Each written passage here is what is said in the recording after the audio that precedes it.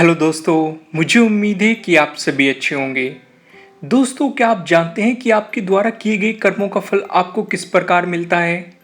क्या आप ये भी जानते हैं कि आपके द्वारा किए गए कर्म पुण्य बने या फिर पाप? इन सब बातों को मैं आपको एक कहानी से समझाता हूँ। एक बार एक महारानी ने मंदिर में भगवान का अभिषेक किया और साथ ही साथ बहुत सारा सोना भी मंदिर में दे दिया। यह सब करने के बाद महारानी ने मन ही मन में सोचा कि इतना सारा सोना तो कभी भी किसी ने दान में नहीं दिया होगा। इस बात से उनके मन में अहंकार ने जन्म ले लिया। उस दिन महारानी मंदिर से अहंकार को मन में लेकर घर आ गई। रात को जब महारानी सो रही थी तो भगवान उनके सपने में आए और बोले कि मेरे मंदिर में एक गरीब महिला आई है। उसने अपनी जिंदगी में बहुत से पुण्य किए हैं। तुम उसे कुछ स्वर्ण मुद्राएं देकर उसके पुण्य खरीद लो। वे पुण्य परलोक जाते समय तुम्हारे काम आ जाएंगे। महारानी की नींद टूट गई और महारानी बेचैन हो उठी। उन्होंने अपने सैनिकों को आदेश दिया कि जाओ और मंदिर से उस महिला को पकड़कर ले आओ।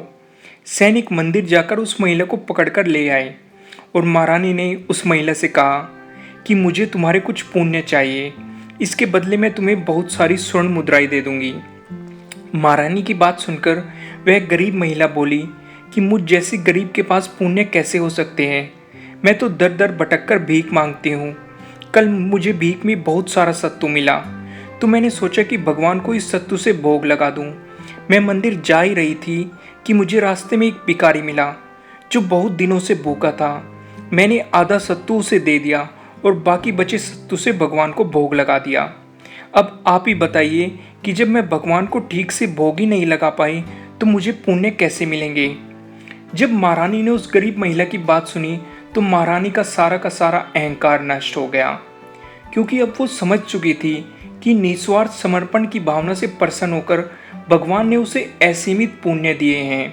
साथ ही साथ महारानी ये भी समझी कि दीन दुखियों की सेवा निस्वार्थ भाव से करने पर भगवान प्रसन्न होते हैं।